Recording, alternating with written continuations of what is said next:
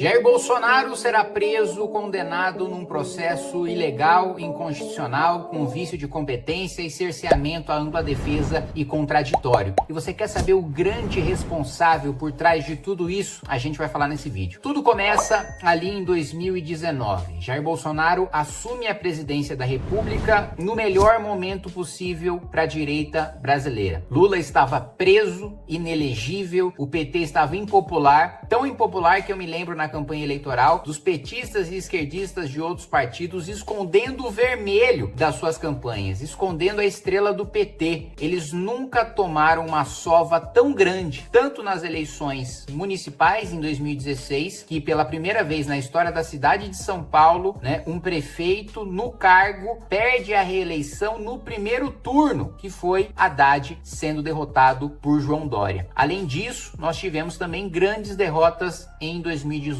com o PT elegendo pouquíssimos senadores e governadores em relação ao seu próprio histórico. Pois muito bem, nós tínhamos ali três grandes promessas de Jair Bolsonaro. Primeiro, o pilar de liberalismo econômico representado pelo ministro Paulo Guedes. A promessa de um choque de liberalismo, de corte de gastos, de privatizações. Depois nós tínhamos o combate à corrupção, que era ali simbolizado pela nomeação do juiz Sérgio Moro para o Ministério da Justiça e Segurança Pública. Nós também tínhamos um eixo de costumes, que era simbolizado ali principalmente pela ministra Damares Alves. E a gente vai falar sobre esses três eixos, mas especialmente com o foco na questão da Lava Jato, da justiça, da promessa de combate à corrupção. Um dos primeiros atos de Jair Bolsonaro foi nomear Augusto Aras para a Procuradoria-Geral da República. Augusto Aras, um petista, amigo íntimo de José Dirceu, dava festas em sua casa para Dirceu e seus amigos, e nós ficamos sem entender. Eu me lembro de eu e outros parlamentares de direita questionarmos no Congresso Nacional por que Augusto Aras? Por que um petista e não uma pessoa, por exemplo, da força-tarefa da Operação Lava Jato ou algum grande promotor, procurador conhecido pelo combate à corrupção? Alguém envolvido em prisões de petistas por crimes de colarinho branco? Ninguém entendeu, Augusto Aras, no seu primeiro ato, acabou com a Operação Lava Jato, proibiu o modelo de força-tarefa da Lava Jato para todas as outras operações de combate a crime organizado, de combate à corrupção no Brasil inteiro, e foi a favor do chamado inquérito do fim do mundo, o inquérito das fake news. Para quem não se lembra, o ministro Dias Toffoli desrespeitou o regimento do próprio Senado, que diz que você só pode abrir investigação de ofício, a partir de uma decisão do presidente do Supremo, sem o PGR, se um crime acontecer nas dependências dentro do Supremo Tribunal Federal. O ministro Dias Toffoli deu uma interpretação esdrúxula, dizendo que as redes sociais, sempre que houver ataque contra o ministro do Supremo, esse ataque estaria, portanto, acontecendo dentro do Supremo e que por isso ele poderia abrir o inquérito. O Procurador-Geral da República, Jair Bolsonaro, concordou com a abertura desse inquérito, abrindo mão de uma prerrogativa fundamental do Ministério Público, que é ter a iniciativa de provocar para iniciar investigações e não deixar o judiciário concentrar poderes de investigação. Poderes de investigação concentrados no Supremo que depois foram parar nas mãos de Alexandre de Moraes e prejudicar o próprio Jair Bolsonaro, mesmo Jair Bolsonaro que nomeou Augusto Aras. Logo depois nós tivemos também um projeto de Marcelo Freixo, do PSOL, que era o chamado juiz de garantias. Um juiz diferente daquele que conduziu as investigações deveria julgar o criminoso no final. A gente sequer tem estrutura no judiciário para isso. A gente precisaria dobrar o número de juízes que nós temos no país inteiro e, além disso, colocar um juiz que não entendia nada da investigação, que não tinha os detalhes daquela organização criminosa para fazer o julgamento. Nós tivemos isso sancionado pelo presidente Jair Bolsonaro e votado na Câmara dos Deputados e no Senado pela base do governo, pelos deputados bolsonaristas. Nós tivemos também, e aí um dos erros mais graves, eu vou colocar aqui em sequência os dois erros mais graves de Jair Bolsonaro no seu governo. O primeiro, Flávio Bolsonaro articulando contra a CPI Lava Toga. Eu apoiei a CPI Lava Toga, apesar de não ser senador, discursei a favor várias vezes, virei assinatura de senadores para essa CPMI. Nós conseguimos a maior parte das assinaturas e Flávio Bolsonaro não apenas não assinou, como obrigou senadores, ameaçando que eles perdessem cargos e emendas no governo Bolsonaro caso eles assinassem, obrigou esses senadores a tirarem as suas assinaturas, e nós perdemos a oportunidade de fazer uma investigação que poderia revelar os maiores abusos do Supremo Tribunal Federal e eventuais escândalos de corrupção, numa investigação que não é feita desde os tempos de Antônio Carlos Magalhães, senador, com a CPI do Judiciário. Foi enterrado por um ato de Flávio Bolsonaro para se blindar,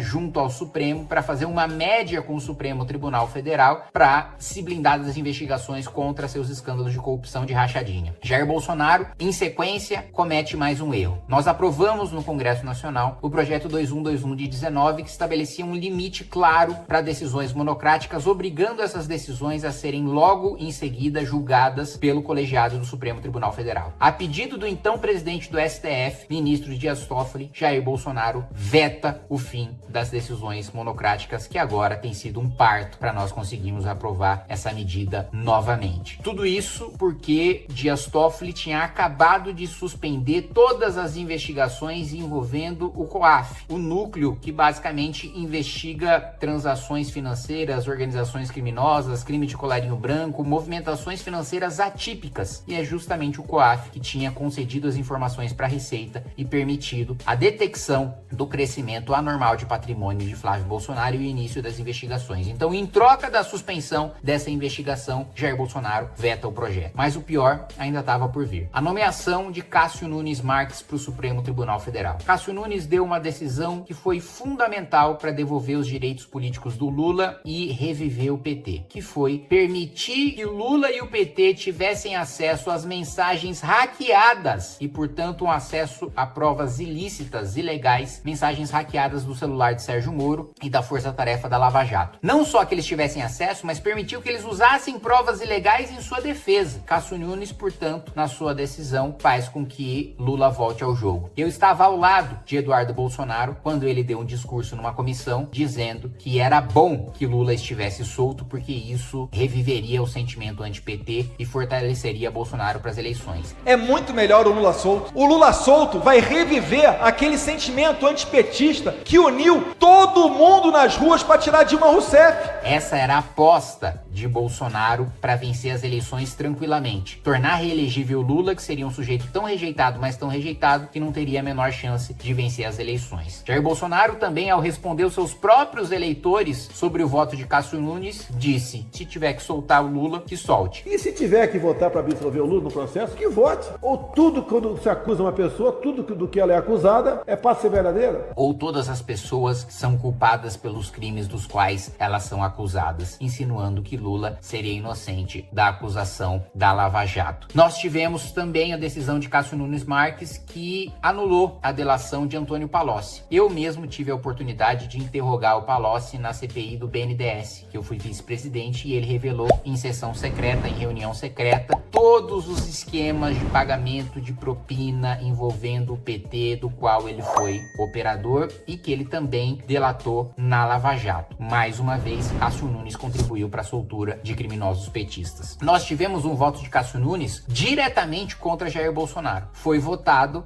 um recurso da defesa de Bolsonaro, argumentando a suspeição óbvia e evidente do ministro Alexandre de Moraes, que não poderia julgar Bolsonaro porque já havia expressado publicamente a sua inimizade com Bolsonaro e porque ele próprio se considerava uma vítima do processo. E a vítima, obviamente, não pode julgar o seu processo. Cássio Nunes votou contra a suspeição de Alexandre de Moraes, permitindo que ele julgasse Jair Bolsonaro. Ainda para falar para vocês sobre a questão econômica de Paulo Guedes, nós tivemos, para piorar, a retirada por parte do governo da reforma da Previdência, do sistema de capitalização, que poderia salvar a nossa Previdência hoje. Vocês sabem que você, que é da minha geração, você não vai se aposentar, Porque o sistema de repartição é um esquema de pirâmide e nós estamos na base da pirâmide e nunca vamos chegar no topo. Então esqueça a aposentadoria. Segundo, disse que um grande pacote com mais de 60 privatizações seria enviados na semana que vem. Eu esperei durante 3 anos para essa semana chegar e ela nunca chegou. Também dizia que logo depois da reforma previdenciária haveria uma reforma tributária para cortar gastos. Essa reforma só chegou 2 anos depois. Depois também falou sobre uma reforma administrativa que chegaria na semana que vem. Ela só chegou 2 anos depois e o governo não fez nenhuma força para aprová-la. Para piorar, no último ano de governo, ele aprova a chamada PEC Kamikaze, criando um rombo de bilhões de reais no orçamento público no ano eleitoral, fazendo exatamente o que Dilma e Lula fizeram nos seus últimos anos de mandato, mudando as leis para poder ampliar o rombo fiscal e, portanto, gastar nas eleições. Mesmo assim, e aqui eu vou fazer minhas as palavras de um ministro muito próximo de Jair Bolsonaro, muito poderoso, muito influente, e que já me disse o seguinte: Kim,